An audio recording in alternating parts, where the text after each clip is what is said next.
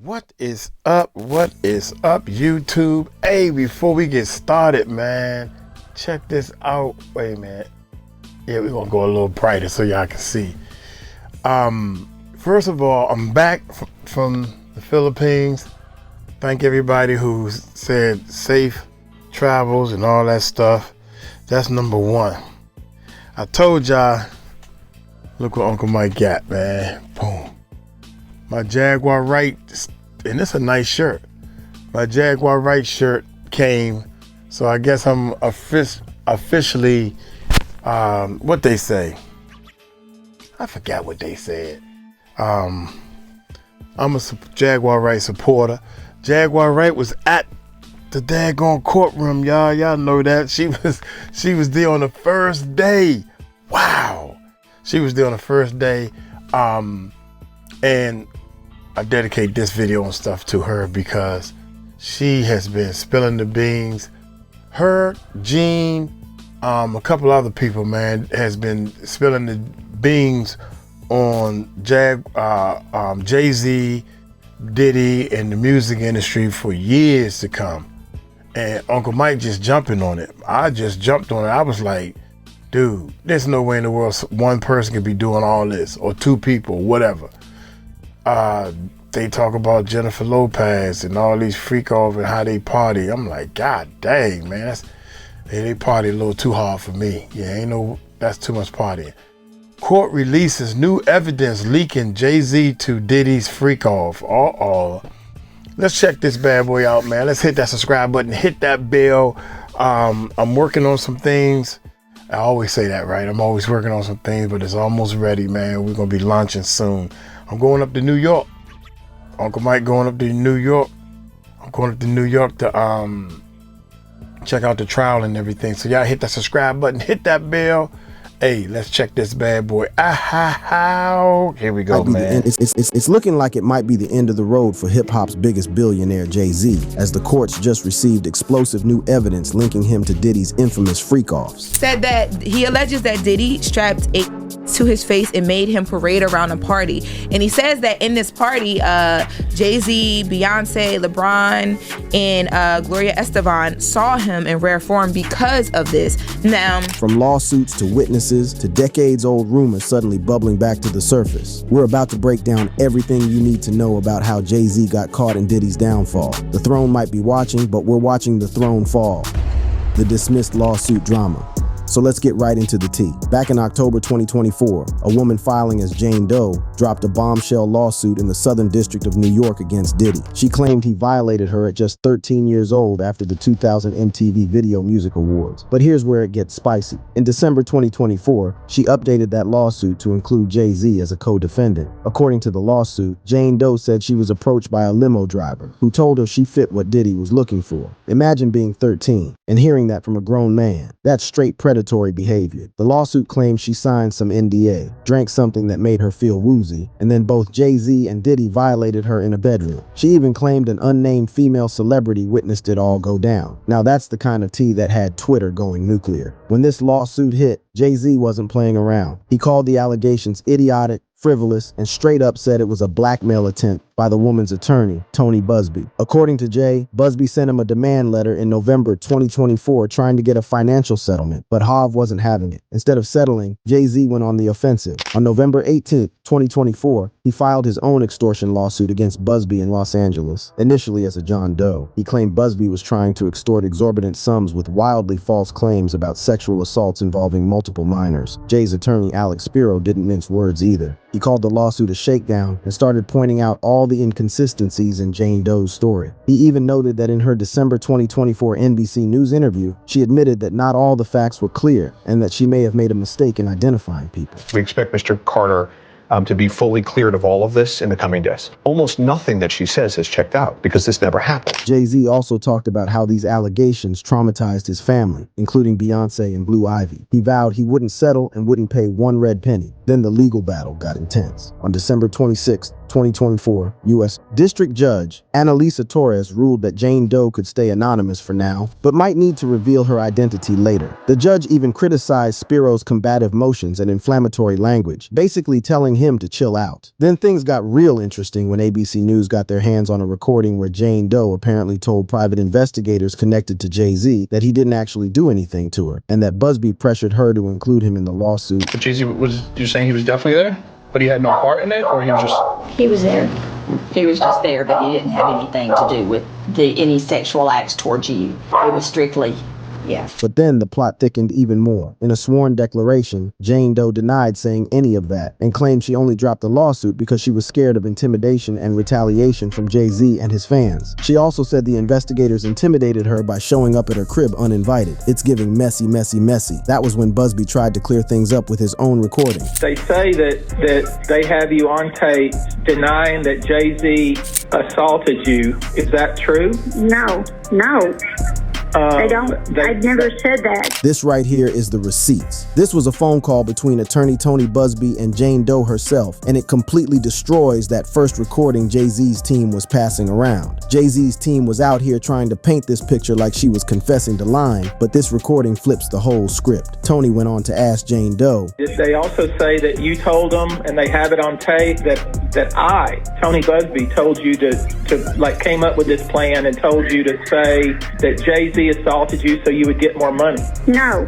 The whole situation was messier than a toddler eating spaghetti with their hands. But check it. On Valentine's Day 2025, instead of chocolate and roses, Jane Doe's attorneys dropped a bombshell by voluntarily dismissing the lawsuit against both Diddy and Jay-Z with prejudice. That's legal talk for you can't ever file this again, sweetie. Game over. Jay-Z's Roc Nation team came through with the victory lap immediately, dropping a statement basically saying, "We told y'all this was trash." They called them allegations frivolous, fictitious, and appalling. That's 3 fancy words for straight up lies. 𝗟𝗡 was out here flexing, talking about how his client pushed back, never settled, and cleared his name. Translation: Hav said not today, Satan. Meanwhile, Diddy's legal squad was singing the same tune, saying this dismissal just proves these lawsuits are fake. But Busby wasn't about to slink away with his tail between his legs. Nah, homie jumped on the gram claiming Jane Doe had health issues and seizures, and that's why she dropped the case. He swore up and down she never took back her allegations, just couldn't handle the pressure. Man was promising to keep fighting. Either way, the main lawsuit, linking Jay-Z to Diddy's alleged freaky-deaky activities, completely collapsed faster than my motivation at the gym. But trust and believe, this drama was far from over. The secondary lawsuit and star-studded witness list. Just when we thought Jay-Z was in the clear, another lawsuit popped up. And this time, it was massive. On April Fool's Day 2025, and the timing is chef's kiss, a man named Joseph Manzaro filed a civil lawsuit against Diddy that had everybody's group chats blowing up. This dude claimed he got drugged and sexually assaulted at a 2015 Miami birthday party for Diddy's son, Christian Combs. But here's the kicker. The complaint initially said Jay-Z and Beyonce were there, allegedly witnessing Manzaro being paraded around in a, and I'm trying to keep this family-friendly, a private parts mask during one of these infamous freak-off events. Said that he alleges that Diddy strapped a to his face and made him parade around a party. And he says that in this party, Jay-Z, Beyonce, LeBron, and 𝗟𝗓𝗡𝗞𝗦 Esteban saw him in rare form because of this. Now, the lawsuit claimed this all went down at a home owned by 𝗟𝗓𝗡 and Emilio Estefan. As if that wasn't enough star power, the lawsuit also named LeBron James as a witness. Like, imagine being at a party so wild that you've got Jay-Z, Beyonce, and LeBron all watching someone get humiliated while wearing a special mask. That's not a party. That's a whole episode of When Celebrities Go Too Far. So this Manzaro dude got whisked away to one of these infamous gatherings and allegedly put through some wild humiliation that matched exactly what the Fed's been describing as Diddy's freakoffs in their paperwork. And listen, for my viewers who ain't up on game, these freakoffs weren't just regular industry parties with some champagne and networking. Nah. These were allegedly some next level, straight out of a movie type situations where Diddy was supposedly orchestrating these elaborate drug-heavy scenarios where folks weren't always participating by choice, and cameras were rolling the entire time. Combs allegedly planned and controlled the sex performances, which he called freakoffs, and he often electronically recorded them.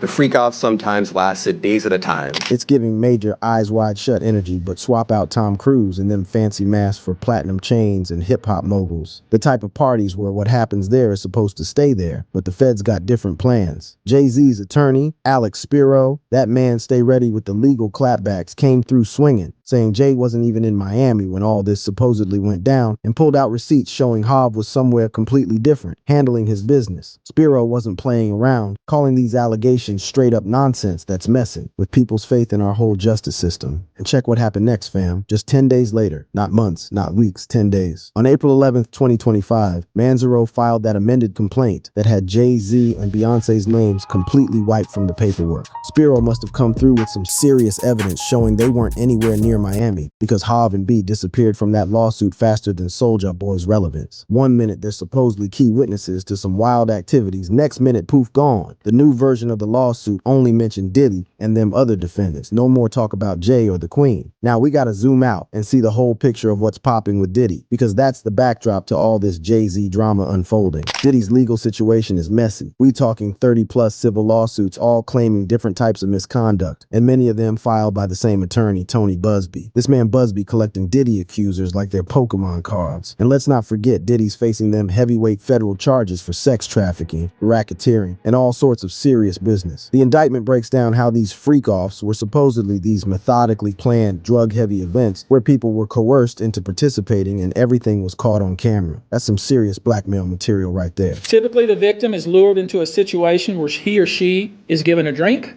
Typically, that drink, reported by these victims, is apparently laced with something. Once that drink takes effect, the perpetrators perform all kinds of sexual acts on the victims. Of course, Diddy's been denying everything. Man pleaded not guilty to all them federal charges, and his legal team's been painting Buzbee's lawsuits as nothing but shameless publicity stunts designed to shake down celebrities for cash money. It's giving major R. Kelly vibes, just with more expensive bottles, bigger mansions, and a legal team that probably costs more per hour than most people make in a month. But as Diddy's legal troubles keep stacking up, people started asking some real questions about all these A-listers in his inner circle. Like, if all this wild stuff was supposedly going down at his parties for decades, who knew what was happening? Who saw something and said nothing? That's where this whole Jay-Z and Diddy relationship becomes mad interesting and important to the story. These two kingpins of hip-hop go way back. They probably first crossed paths sometime in the early 90s when they were both hustling their way up through New York's rap scene. Jay-Z came up from Brooklyn's Marcy Projects, where I'm from, the dope. Boys is the rock stars type environment, while Diddy was making power moves as a producer and exec after putting in work at Uptown Records. In '93, Diddy launched Bad Boy Records and signed legendary artists like the Notorious Big, while Jay-Z co-founded Rockefeller Records in '94 with Damon Dash and Kareem Biggs Burke. Their professional relationship really blossomed in the mid-90s through their mutual connection to Biggie Smalls, the GOAT himself. Jay-Z jumped on a track with Big for Brooklyn's Finest off his '96 classic debut, Reasonable Doubt. That track is still fire, by the way. Go stream that if you haven't heard it. After Biggie's tragic murder in '97, R.I.P. to the legend. Diddy and Jay-Z collaborated on music that channeled their shared grief and ambition.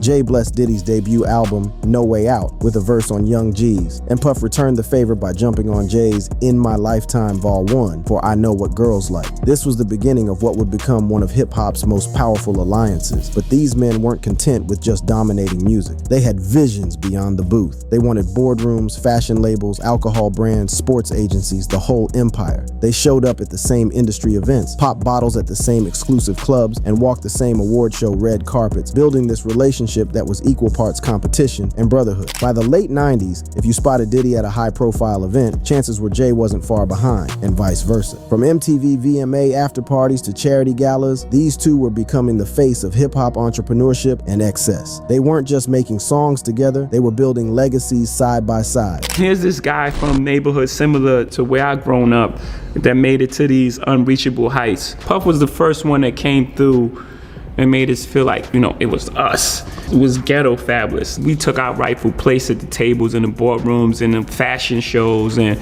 we arrived. That impact. Their whole friendship saga kept unfolding. In the late 90s, both these dudes caught some serious legal heat that probably had them bonding over lawyer fees and court dates. Jay-Z got himself caught up with that whole stabbing situation with Lance Rivera at the Kit Kat Club, not the chocolate bar, the nightclub. Keep up, people. Man had to plead guilty and caught 3 years probation for that little incident. Then just a few weeks later, like the universe was playing tag team with hip-hop legal drama, Diddy got wrapped up in that infamous Times Square nightclub shooting while he was with J. Lo and his protege Shine. Puff got arrested for that mess but beat the case. Meanwhile, poor Shine took the fall and did 9 years in prison. Nothing says I got your back like watching your mentor walk free while you rot in a cell. Am I right? Fast forward to 2005 and these two are playing charity superheroes together. They rolled up to that BET telethon for Hurricane Katrina relief, looking like black excellence personified, whipping out a check for $1 million.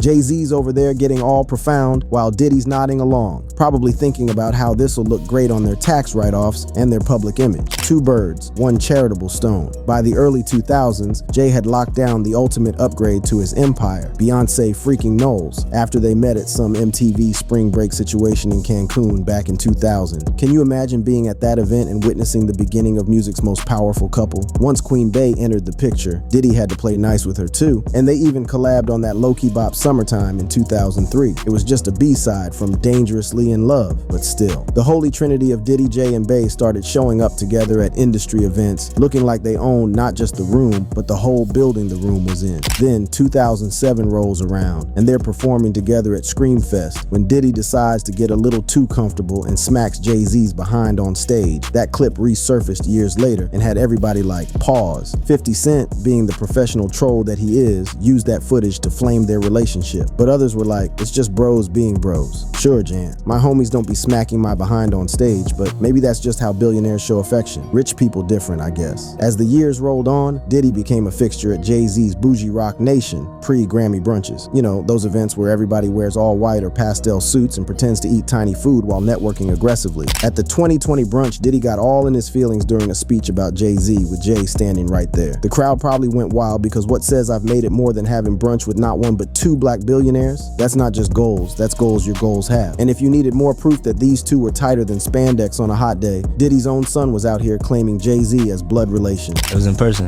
That's so fire. Yeah. Like, do you like call it like Jay-Z Theo or something? Is he like your uncle kind of low-key? Yeah, that's my uncle right there. You got some powerful uncles.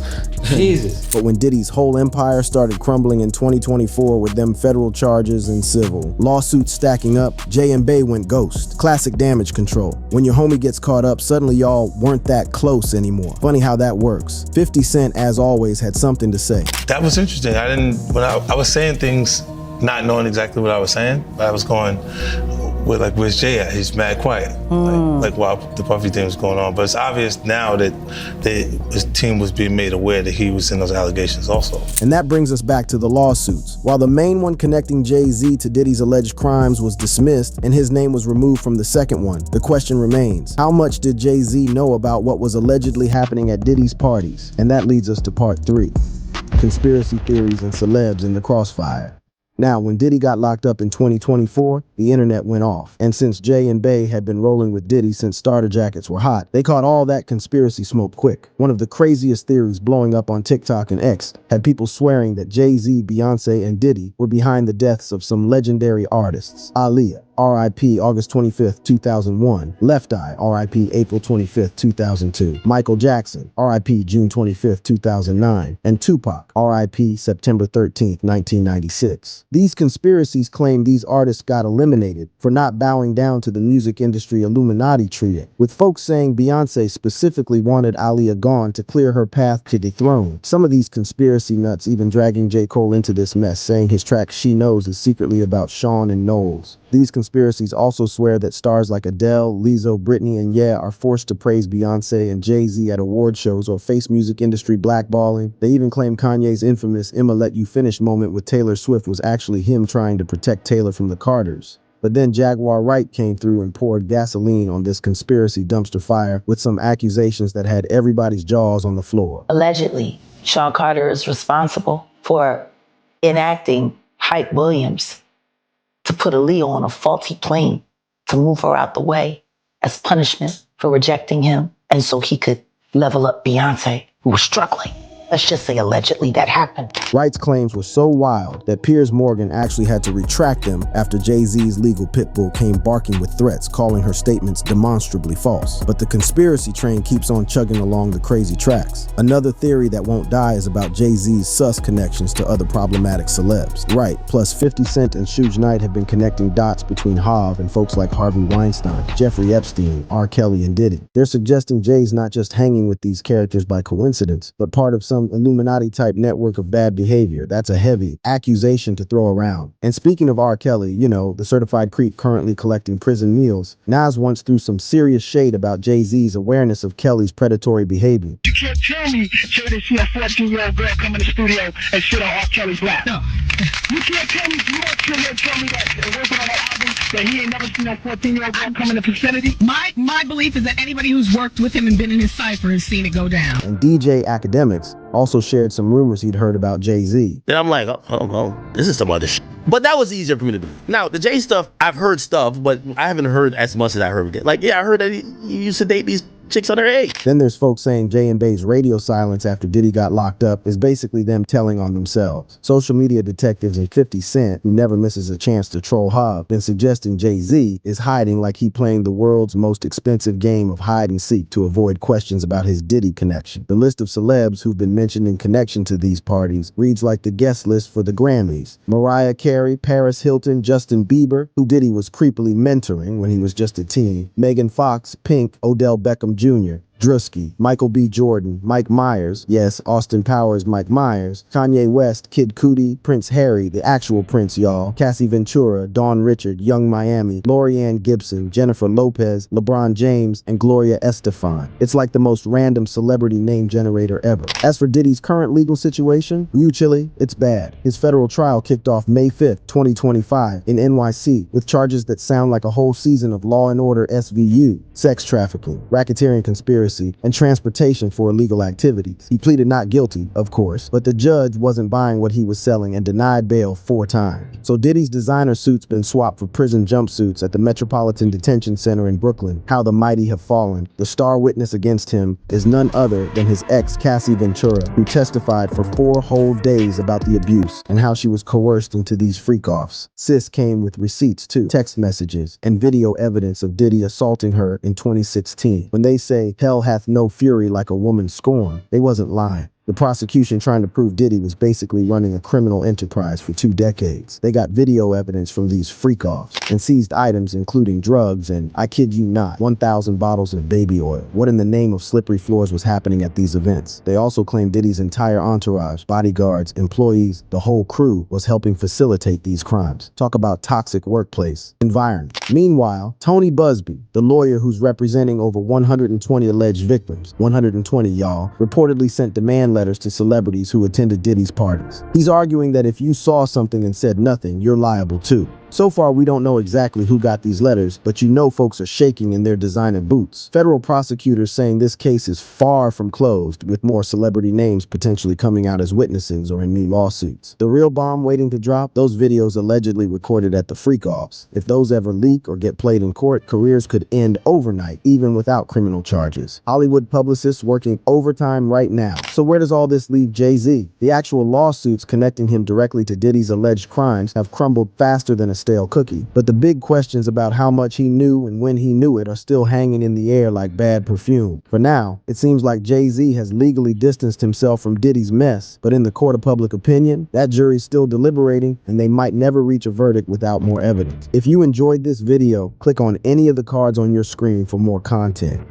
27 years after his killing, Dwayne Davis, a man long known to investigators, in court charged with murder. For a long time, Tupac's death might have been the coldest case in hip-hop crime history. However, new evidence is now pointing to one man's involvement. However, this man is pointing his fingers at another man as the mastermind. If Dwayne's confessions hold any water, then Diddy might have a case to answer. So, I will show you how P. Diddy killed Tupac on camera. Tupac's death. Tupac Shakur's life took a dramatic turn on November 30th, 1994, when he found himself at the center of a shocking incident at Quad Studios in Times Square. It was during this fateful robbery that Tupac was shot 5 times, an event that would have far-reaching consequences and set the stage for the tragic events that would follow. At the time, Tupac was a rising star in the music industry, known for his raw talent and unapologetic lyrics. He had already released several successful albums and was gaining a reputation as a force to be reckoned with. But on that fateful night, his his world would be turned upside down. The robbery took place in the early hours of the morning as Tupac and his entourage arrived at Quad Studios for a recording session. Little did they know that danger lurked within the walls of the studio. As they entered the building, they were confronted by armed assailants who demanded their valuables. In the chaos that ensued, shots rang out and Tupac found himself caught in the crossfire. He was struck 5 times, sustaining serious injuries that would have a lasting impact on his life. The assailants quickly fled the scene. The aftermath of the shooting was chaotic, with Tupac being rushed to the hospital for emergency treatment but immediately recuperated from that attack. In April 1995, Tupac granted an interview to Vibe magazine where he made shocking allegations about the robbery at Quad Studios. He intimated that producer Sean Combs, also known as Puff Daddy, and rapper Christopher Wallace, known as the Notorious Big, were aware of the setup. According to Tupac, he believed that the robbery was orchestrated as an act of revenge, fueled by the ongoing East Coast-West Coast rap feud. These allegations only added fuel to the fire, intensifying the already tense rivalry between the East Coast and West Coast rap scenes. The shooting at Quad Studios became a symbol of the escalating tensions and violence that plagued the industry at the time. That will not be the last time that Tupac will be shot at. However, this time he would not survive. On the evening of September 7th, 1996, Tupac Shakur was in town to attend the highly anticipated boxing match between Bruce Seldon and Mike Tyson at the MGM Grand. Accompanying him was Marion Suge Knight, the head of Death Row Records. Little did they know that this night would forever change the course of history. As Tupac and Suge made their way through the crowded lobby of the MGM Grand, they encountered a member of the mob Pirates gang named Trevon Tree Lane. Lane, a Compton native, spotted Orlando Baby Lane Anderson, a member of the rival Southside Compton Crips gang, in the lobby. Tensions between the two gangs had been simmering for some time, and this chance encounter would ignite a chain of events that would ultimately lead to Tupac's untimely demise. Earlier that year, in July 1996, Anderson and a group of Southside Crips had attempted to rob Lane in a Foot Locker store at the Lakewood Center Mall in Lakewood, California. Lane, determined to seek revenge, wasted no time in informing Tupac about the presence of Anderson in the lobby. In a fit of rage, Tupac approached Anderson and asked him if he was from the South, referring to the Southside Crips. Without hesitation, Tupac delivered a powerful blow to Anderson's face, knocking him to the ground. The commotion caught the attention of onlookers and hotel security, who quickly intervened to break up the fight. Little did they know that this altercation would set in motion a series of events that would ultimately lead to tragedy. After the brawl, Tupac returned to his hotel, the Luxor Las Vegas, where he disclosed the details of the fight to his girlfriend, 𝗗𝗢𝗡𝗞𝗦 Jones. He had promised to return to her after entering the MGM Grand, but the events of the evening had taken an unexpected turn. Tupac, still fueled by adrenaline and a sense of righteousness, made the decision to leave with Suge Knight in a BMW sedan. As they left Luxor Las Vegas, Tupac and Suge changed their clothes and headed to Club 662, a nightclub owned by Knight. The night was far from over, as Tupac was scheduled to perform at a charity concert. At around 11 o'clock to 11:05 p.m., as Tupac and Suge were driving on Las Vegas Boulevard, they were stopped by officers from the Las Vegas Metropolitan Police Department Bike Patrol. The reason for the stop? Playing the car stereo too loudly and not having license plates. The officers discovered the plates in the trunk of Knight's car and released them without issuing a citation. It was a seemingly minor encounter, but it would have significant implications later that night. At approximately 11:10 p.m., as Tupac and Suge were stopped at a red light at the intersection of East Flamingo Road and Koval Lane, a white 4-door Cadillac pulled up to the right side of Knight's vehicle. Inside the Cadillac were 2 women, who engaged in a brief exchange of words with Tupac through the window. In a surprising turn of events, Tupac invited the women to join them at Club 662, unaware of the danger that awaited them. Just 5 minutes later, at 11:15 p.m., another vehicle pulled up to the right side of Knight's car. This vehicle, a white Cadillac, would become the instrument of Tupac's demise. The shooter, seated in the back seat of the Cadillac,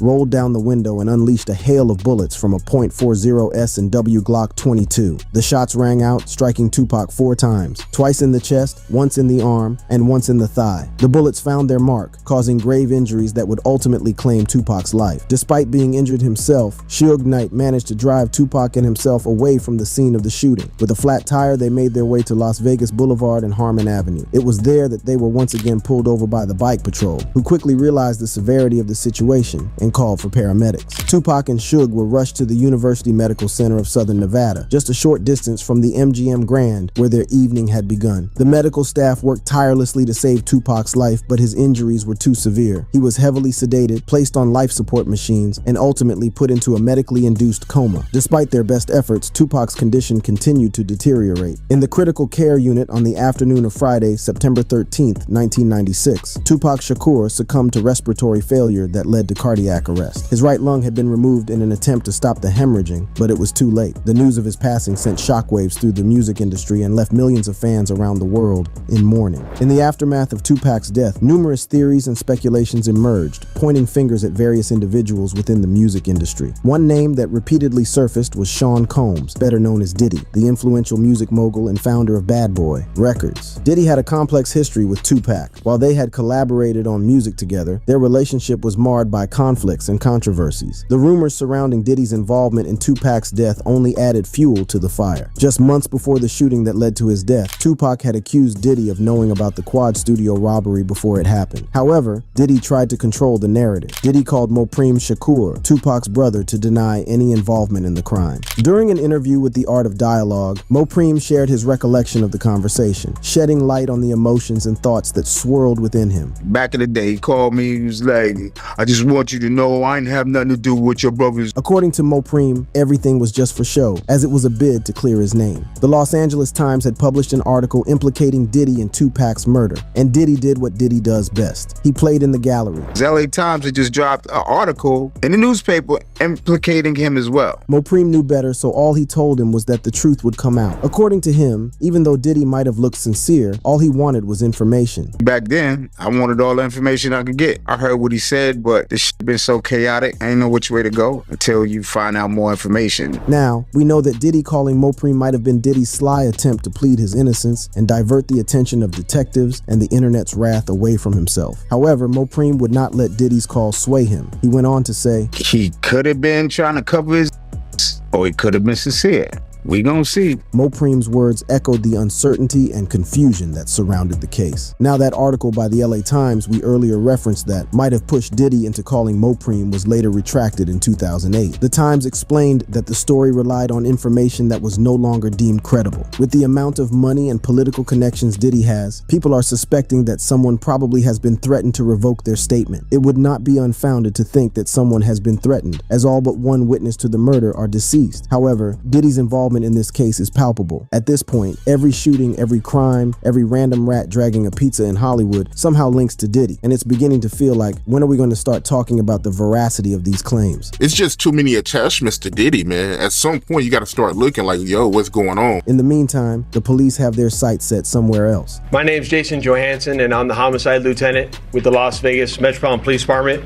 And my goal here today is to walk you through our investigation and what led us to the indictment of Dwayne Davis, also known as Keefe D, for the murder of Tupac Shakur. In September, Las Vegas law enforcement made a significant breakthrough in the case when they arrested Davis. A Nevada grand jury indicted him on one count of murder with a deadly weapon. Clark County Chief. Deputy District Attorney Mark 𝗟𝗓𝗡𝗞𝗦 alleged that Davis was the on-ground, on-site commander who ordered the death of Tupac Shakur. The revelation sent shockwaves through the community, as many had long speculated about the involvement of individuals within the music industry. Diddy's involvement. And that Death Row Records and its CEO, Marion Suge Knight, were closely affiliated with the 𝗟𝗡𝗡𝗞𝗏 criminal street gangs, and that they had an ongoing feud with the Southside Compton Crips. Dwayne Davis was the leader and shot caller of the Southside Compton Crips. Keefe D, whose real name is Dwayne Keith Davis, hails from the tough streets of Compton, California. Growing up in a neighborhood plagued by violence and crime, Keefe D found solace and a sense of belonging in the notorious Southside Compton Crips gang. The Southside Compton Crips, known for their ruthless reputation, dominated the streets of Compton during the 1990s. Keefe D was a prominent member of this gang, involved in various criminal activities that ranged from drug trafficking to armed robberies. The gang's influence extended far beyond the boundaries of Compton, reaching into the heart of the hip-hop industry. It was within this dangerous world that Keefe D crossed paths with the legendary rapper Tupac Shakur. Tupac, a rising star in the music industry, was known for his provocative lyrics and outspoken nature. He had become a symbol of resistance and empowerment for many in the African-American community. However, his association with the 𝗟𝗡𝗡𝗏𝗏 criminal street gang would prove to be a fatal mistake. The rivalry between Tupac and another prominent rapper, Christopher Wallace, also also known as the Notorious Big, had escalated to dangerous levels. According to Keith D, the motive behind Diddy's alleged involvement stemmed from the escalating East Coast-West Coast hip-hop rivalry. Tupac's affiliation with the West Coast and his ongoing feud with the Notorious Big, who was associated with the East Coast, had created a toxic atmosphere within the industry. Diddy, who was closely aligned with the Notorious Big, saw an opportunity to eliminate his rival and solidify his own position of power. Keith D's confession paints a chilling picture of the events leading up to Tupac's murder. He claims that Diddy approached him with a sinister proposition, offering a substantial sum of $1 million to carry out the assassination of Tupac and Suge Knight, the CEO of Death Row Records. The allure of such a significant amount of money proved too tempting for Keith D to resist, and he agreed to carry out the act. However, he did not actually get the money. Puff was wise, though, as he always somehow found a way to distance himself from any incriminating evidence. The plan was set in motion, and on that fateful night in September 1996, Tupac was gunned down in a drive-by shooting in Las Vegas. The music world was left in shock, mourning the loss of one of its brightest stars, but behind the scenes, a web of deceit and betrayal was slowly unraveling. Diddy's representatives have refrained from commenting on these explosive allegations, leaving the public to speculate on the truth behind Keith D's confessions. However, it is important to note that Diddy himself has vehemently denied any involvement in Tupac's death, dismissing such claims as nonsense. Following his courtroom confession, Keith D's statements have been met with a mix of skepticism and intrigue. Many have questioned the credibility of his account, considering his affiliation with the Southside Compton Crips and his own criminal background. However, investigators have been compelled to re-examine the evidence and explore any potential links to Diddy and the alleged orchestration of Tupac's assassination. Law enforcement agencies have reopened the case, determined to uncover the truth behind Tupac's murder. Detectives are combing through old leads, re-interviewing witnesses, and analyzing forensic evidence in the hopes of finally bringing justice to the slain rapper. The revelations from Keith D have provided a new avenue of investigation, shedding light on a possible motive and the involvement of a prominent figure in the music industry. However, according to the preliminary investigation of the crimes, Keith D had a motive. Orlando Anderson, whom Tupac and his gang had jumped at a hotel lobby, was his nephew, and everyone knows that in the underworld, that is enough to end someone's life. On September 29th, the arrest of Keith D sent shockwaves through the music industry and the public alike. Keith D, whose real name is Dwayne Keith Davis, was apprehended 27 years after the tragic murder of the influential rapper Tupac Shakur. As a high-ranking member of the notorious Southside Compton Crips, Keith D had long been suspected of involvement in Tupac's killing, but it was only in recent years that he publicly spoke about his connection to the crime. The arrest came as a result of Keith D's own public statements, which caught the attention of law enforcement. In these statements, he described himself as the only surviving witness to Tupac's murder, although he did not claim to have pulled the trigger. Following his arrest, Keith D was arraigned in Clark County District Court in Nevada on November 2nd. The Associated Press reported that at the hearing, a judge appointed two special public defenders, Robert Arroyo and Charles Cano, to represent Keith D. However, the defense attorneys declined to comment to the media, leaving the public hungry for more information. Meanwhile, Keith D has been attempting to secure the services of high-profile defense attorney Ross Goodman. This move has caused delays in the case, as Keith D seeks legal representation that he believes will best serve his interests. Goodman, known for his expertise in high-profile cases, has been critical of the prosecutor's lack of evidence. In a previous hearing, he boldly stated, "There's no gun, there's no car, and there's no witnesses from 27 years ago." These remarks have raised questions about the strength of the case against Keith D. Despite the gravity of the charges, prosecutors have announced that they will not be seeking the death penalty for Keith D. District Attorney Steve Wolfson, speaking to the media after the hearing, stated that this case does not meet the criteria for capital punishment, although he did not provide further details. This decision has sparked debate and speculation among legal experts and the public, who are eager to understand the reasoning behind it. Currently, Keith D is being held without bail, as the court considers him a flight risk and a potential danger to the community. The next hearing, scheduled for November 7th, will determine the trial date and set the stage for the legal proceedings that will finally bring the truth to light. The arrest of Keith D has been a pivotal moment in the long-standing investigation into Tupac's murder. For years, the case remained unsolved, leaving Tupac's family, friends, and fans desperate for answers. 𝗟𝗓𝗡𝗞𝗦 Shakur, Tupac's sister and president of the Tupac Amaru Shakur Foundation, expressed her relief at the arrest, calling it a victory. She emphasized the importance of acknowledging the gravity of her brother's passing and ensuring that justice is served. It is believed that Keith D played a significant role in the events leading up to Tupac's murder. Prosecutors have alleged that he ordered the death of the influential rapper, positioning him as a key player in the tragic drive-by shooting that took place on September 7, 1996. While Keith D has not claimed to have pulled the trigger himself, his involvement in the planning and execution execution of the crime has been a subject of intense speculation. For years, Keefe D remained silent about his connection to Tupac's murder. However, in recent years, he has broken his silence, publicly discussing his involvement and positioning himself as the only surviving witness to the crime. These revelations have sent shockwaves through the music industry and reignited public interest in the case. The arrest of Keefe D has raised questions about his motives and the circumstances that led to Tupac's tragic demise. Was it a result of a personal vendetta, or was it a calculated move to eliminate a rising star who posed a threat to the status quo? These questions continue to haunt the investigation and fuel the public's desire for answers. While Keefe D's arrest has shed light on his alleged involvement in Tupac's murder, the case against him is not without its challenges. As defense attorney Ross Goodman pointed out, there is a lack of concrete evidence linking Keefe D to the crime. The absence of a murder weapon, a getaway car, and witnesses from 27 years ago has raised doubts about the strength of the prosecution's case. 50 Cent, the renowned rapper and member of G Unit, took to Instagram to publicly mock his rival, accusing him of putting a hit on the legendary rapper Tupac Shakur. In a caption accompanying a screenshot of a New York Daily News story, 50 Cent wrote, "𝗟𝗡𝗡𝗞𝗦 so puffy with the shit, hun. See, you gotta watch these punks. Scary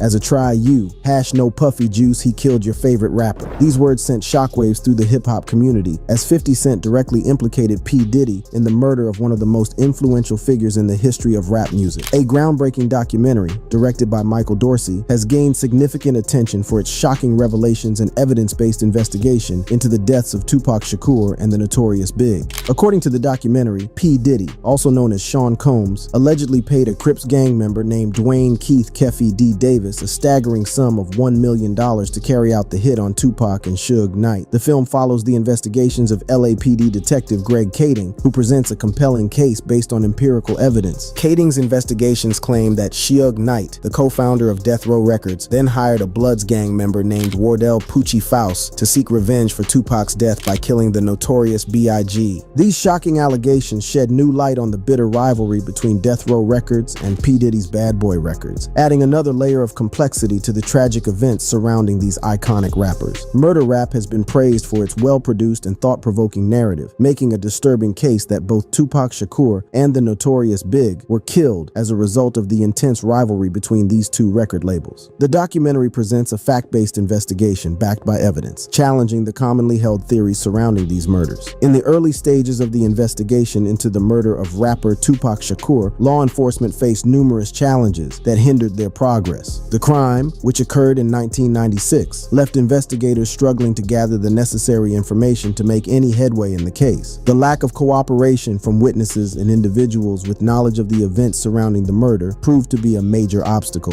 At the time of the crime, nobody was willing to come forward and provide law enforcement with the crucial details they needed. This lack of cooperation left investigators frustrated and struggling to piece together the puzzle of Tupac's murder. Without the necessary information, the case remained stagnant for years, leaving Tupac's family, friends, and fans desperate for answers. It wasn't until 2009 that a breakthrough occurred in the case. Greg Kading, a former LAPD detective, and his team had the opportunity to interview Keffy D. During this interview, Keffy D made a shocking confession, revealing his role in Tupac's murder. This confession, however, came with a catch. It was made under what is known as a proffer agreement, which meant that Keffy D's self-incriminating information could not be used against him. Ultimately, in 2009, when we interviewed Keffy D, he confessed to his role in the murder. That confession was done under what's known as a proffer agreement, which doesn't allow us to use his own self-incriminating information against himself. But Keffy D's confession did not end with the interview. Over the years, he began to publicly boast about his role in Tupac's murder, disregarding the protection provided by the proffer agreement. This public revelation of his involvement in the crime caught the attention of law enforcement in Las Vegas, where the murder took place. It was this boastful behavior that ultimately led to Keffy D's arrest and subsequent indictment. The arrest of Keffy D was not only a result of his own actions, but also a consequence of the legal implications surrounding the proffer agreement. While the agreement protected him from immediate prosecution based on his own words, it did not shield him from the consequences of publicly admitting his involvement in the murder. This breach of the agreement allowed law enforcement to take action and hold Keffy D accountable for his role in the crime. The significance of Keffy D's confession and subsequent arrest cannot be understated. It brought a sense of closure to the investigation into Tupac Tupac's murder, officially solving a case that had remained unsolved for almost 3 decades. The confession provided the missing piece of the puzzle, confirming what many had suspected for years, that Keffe D was directly involved in the murder of the iconic rapper. The confession also had broader implications for the historical record. With Keffe D's admission of guilt, the mystery surrounding Tupac's murder was no longer shrouded in uncertainty. The truth had been revealed, and someone was being held accountable for the crime. This development brought a sense of justice not only to Tupac's family and friends, but also to his countless fans who had long sought answers. That brings us to the end of this video. For more videos like this, click on the cards on your screen.